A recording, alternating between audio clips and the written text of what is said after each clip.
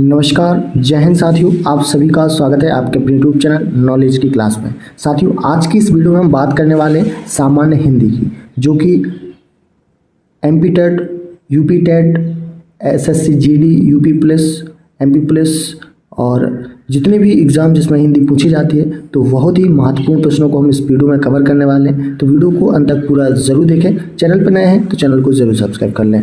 तो इसमें अब टॉप 40 प्रश्नों को देखने वाले हैं। तो पहला प्रश्न है हमारा, देरिदा का जन्म कहाँ हुआ था? आपके ऑप्शन है अल्जीरिया, अमेरिका, फ्रांस, जर्मनी। तो आपको बताना है देरिदा का जन्म कहाँ हुआ था। तो देरिदा का जन्म हुआ था अल्जीरिया में। ये एक फ्रांसीसी दार्शनिक थे और कब हुआ था? 1930 ई में। तो करेक्ट आंसर हो जाएगा ऑप्शन ए, अल्जीरिया।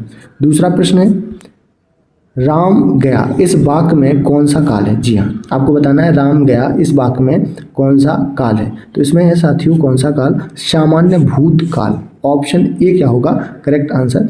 सामान्य भूतकाल। अगर हम काल की बात करें तो काल के कितने भेद होते हैं? 3 भेद होते हैं। एक होता है वर्तमान काल, दूसरा होता है भूतकाल, तीसरा होता है भविष्य काल। तो ये 3 भेद होते हैं काल के। और क्रिया के जिस रूप से कार्य करने या होने के समय का ज्ञान होता है उसे हम क्या कहते हैं? काल कहते हैं। चलिए नेक्स्ट क्वेश्चन है, राम बहुत बहादुर है।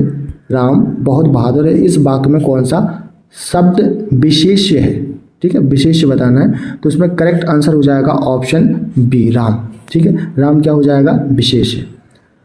प्रश्न, वाक्य में राम शब्द विशेष यानी बहुत शब्द प्रविशेषण तथा बहादुर शब्द क्या है? विशेषण। विशेषण जिस शब्द की विशेषता बताया जाए उसे हम क्या कहते हैं? विशेष्य कहते हैं। और जो शब्द संज्ञा तथा सर्वनाम की विशेषता बताए उन्हें हम विशेषण कहते हैं। विशेषण शब्द की विशेषता बताने वाले शब्द क्या होते हैं? प्रविशेषण कहलाते हैं। ठीक है, याद रखेंगे। चलिए यहाँ पर अनुच्छेद पढ़कर दिए गए सवालों के सही जवाब चुनिए।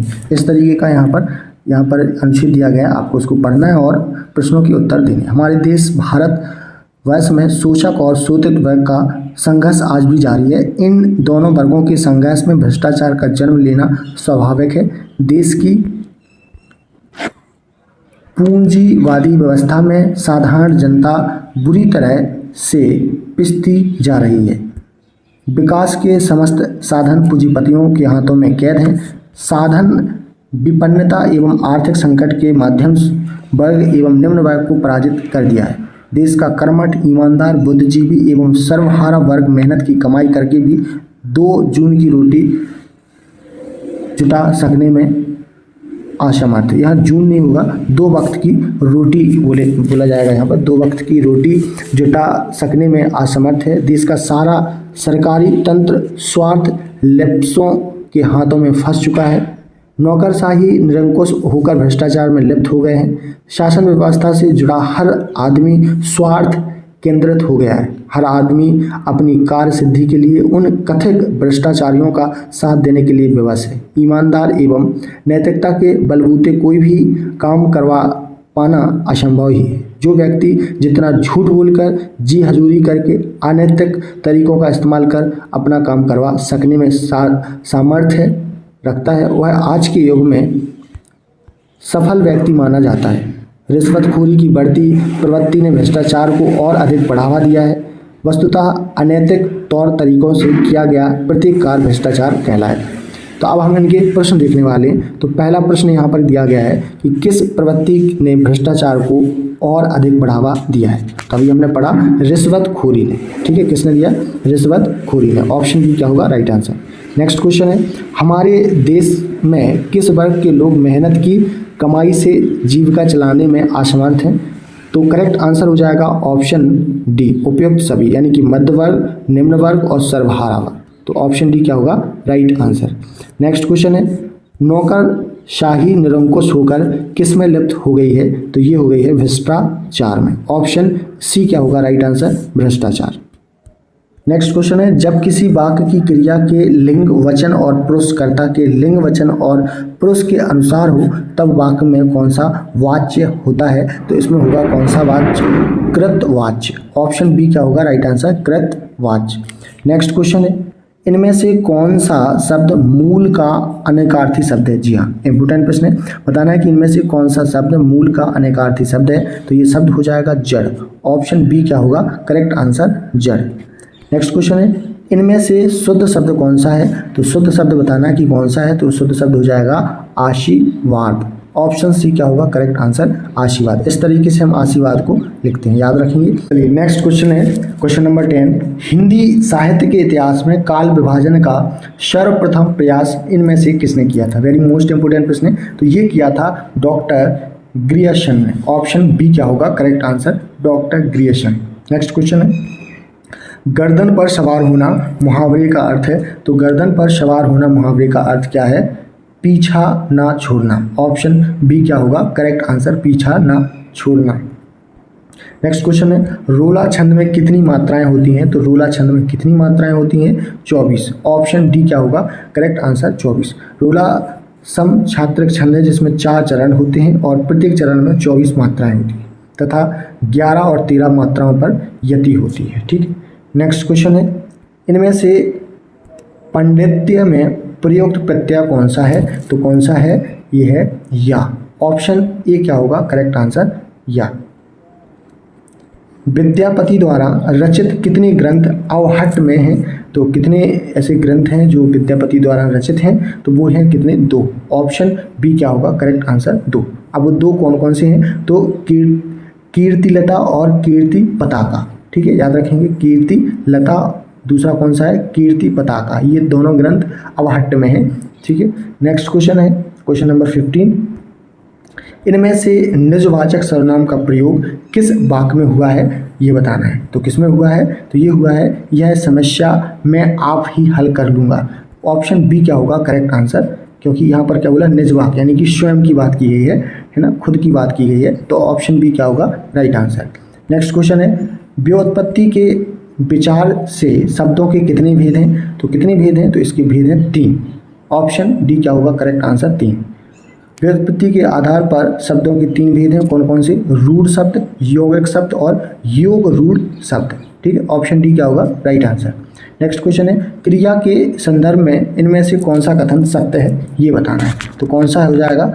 ऑप्शन देख लेते हैं। तो इसका ऑप्शन कौन सा राइट होगा? ऑप्शन सारे देख लेते हैं यहाँ पर। तो ऑप्शन सी क्या होगा करेक्ट आंसर? जब कर्ता एक क्रिया समाप्त कर उसी क्षण दूसरी क्रिया में प्रवृत्त होता है तब पहली क्रिया पूर्वकालिक कहलाती है। ऑप्शन सी क्या होगा करेक्ट आंसर।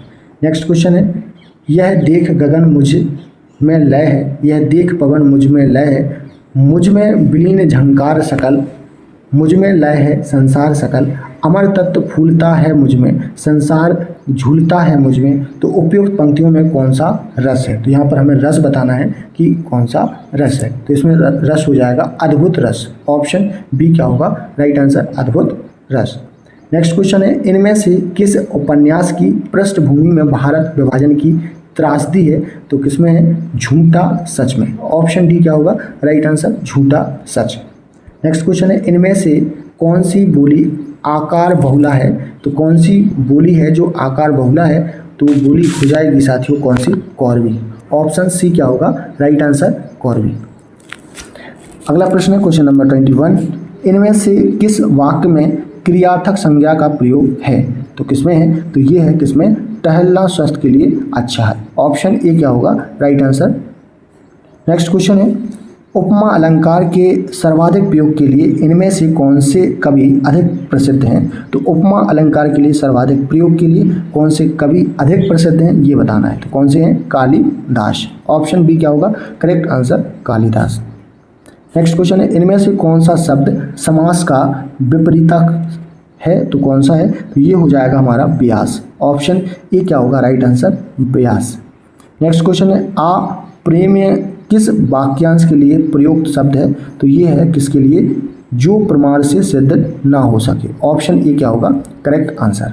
नेक्स्ट क्वेश्चन है, अरे गुलाबो झाड़ी ठीक से लगा मैं कौन सा कारक है?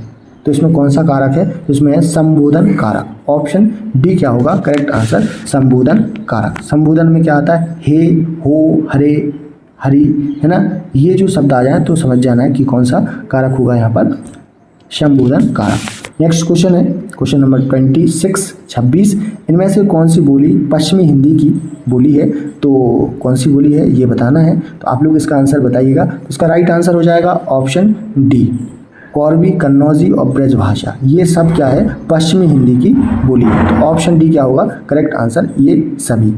नेक्स्ट क्वेश्चन है इनमें से वारकरी संप्रदाय के प्रवर्तक कौन है? तो कौन है ये बताना है। ऑप्शन बी क्या होगा right answer, Dnyaneshwar. Correct answer होगा ज्ञानेश्वर। नेक्स्ट क्वेश्चन है इनमें से विषयवादी बोधक अव्यय का उदाहरण कौन सा है? तो कौन सा है? तो ये है धन्य धन्य। ऑप्शन बी क्या होगा राइट आंसर, धन्य धन्य। चलिए नेक्स्ट क्वेश्चन है वियोग के अंतर्गत कितनी काम दशाएं मानी गई हैं? तो ये मानी गई हैं 10। ऑप्शन सी क्या होगा राइट आंसर, 10। नेक्स्ट क्वेश्चन है क्वेश्चन नंबर 30 प वर्ग का उच्चारण स्थल क्या है? तो प वर्ग का उच्चारण स्थल क्या है ये बताना है। तो कौन सा है? ओष्ठ है। ऑप्शन डी क्या होगा करेक्ट आंसर, ओष्ठ। सफ़ेद कमीज में कौन सा विशेषण है? तो सफ़ेद कमीज में जो विशेषण है वो है गुणवाचक। ऑप्शन सी क्या होगा राइट आंसर, गुणवाचक। नेक्स्ट क्वेश्चन है सन 2010 में साहित्य अकादमी पुरस्कार इनमें से किस रचनाकार को मिला है? तो ये मिला है किसको? उदय प्रकाश को। ऑप्शन डी क्या होगा राइट आंसर, उदय प्रकाश। मलबे का मालिक कहानी के रचनाकार इनमें से कौन है? तो मलबे का मालिक कहानी के रचनाकार हैं कौन है? तो ये हैं मोहन राकेश। ऑप्शन ए क्या होगा right answer, Mohan Rakesh. Next question है उपविराम का प्रयोग इनमें से किस वाक्य में हुआ है ये बताना है। तो उपविराम का जो प्रयोग हुआ है वो हुआ है मिश्र बंधु 3 है, गणेश बिहारी, श्याम बिहारी और सुखदेव बिहारी। तो करेक्ट आंसर हो जाएगा ऑप्शन बी। ऑप्शन बी क्या होगा राइट। नेक्स्ट क्वेश्चन है इनमें से किस वाक्य में अर्धविराम का प्रयोग हुआ है? तो किसमें हुआ है अर्धविराम का प्रयोग? तो ये हुआ है साथियों ऑप्शन सी में, आलस्य मनुष्य का शत्रु है। ठीक है, ये क्या है अर्धविराम है, इससे दूर रहो। आलस्य मनुष्य का क्या है शत्रु है, इससे दूर रहो। ऑप्शन सी क्या होगा राइट आंसर। नेक्स्ट क्वेश्चन है जिस समास में दोनों पद प्रधान होते हैं तथा जिसमें समुच्चय बोधक अव्यय का लोप कर दिया जाता है उसे क्या कहा जाता है? तो उसे कहा जाता है साथियों बहुव्रीहि समास, उसे कहा जाता है द्वंद्व समास। ऑप्शन बी क्या होगा राइट आंसर, द्वंद्व समास। नेक्स्ट क्वेश्चन है भारत में संवैधानिक रूप से हिंदी का क्या स्वरूप है ये बताना है। तो ये राजभाषा है। कैसी है? राजभाषा। नेक्स्ट क्वेश्चन है इनमें से कौन सा शब्द इंद्र का पर्यायवाची नहीं है? तो इंद्र का पर्यायवाची कौन सा नहीं है? प्लूमजा। ऑप्शन डी क्या होगा करेक्ट आंसर, प्लूमजा। नेक्स्ट क्वेश्चन है ऐसा फूल जो पूरा खिला ना हो इसके लिए उपयुक्त शब्द क्या है? तो ऐसा फूल जो पूरा खिला ना हो तो उसके लिए शब्द है मुकुल। ऑप्शन ए क्या होगा राइट आंसर, मुकुल। ठीक है, याद रखेंगे। आज का अंतिम प्रश्न है और इम्पोर्टेंट भी है। इनमें से कौन भारत तेंदु युग के रचनाकार नहीं है? तो कौन नहीं है? रामचंद्र शुक्ल। ऑप्शन ए क्या होगा राइट आंसर, रामचंद्र शुक्ल। तो ये हमारा पार्ट कौन सा था? दूसरा था। पहला हम अपलोड कर चुके हैं, आपने नहीं देखा है तो जरूर देखिए। सभी एग्जाम के लिए बहुत बहुत महत्वपूर्ण है। और यूपी प्लस की भी वैकेंसी आ चुकी है, उसमें भी हिंदी, सामान्य हिंदी पूछी जाती है। ठीक है, एमपी टेट वर्ग 3 की वैकेंसी आ चुकी है, उसके लिए भी सभी एग्जाम के लिए जिसमें हिंदी पूछी जाती है महत्वपूर्ण है। तो आप ऐसे ही प्रैक्टिस सेट देखना चाहते हैं तो हमसे जुड़ने के लिए चैनल को जरूर सब्सक्राइब कर लें। मिलते हैं नेक्स्ट पार्ट में, तब तक के लिए नमस्कार, जय हिंद।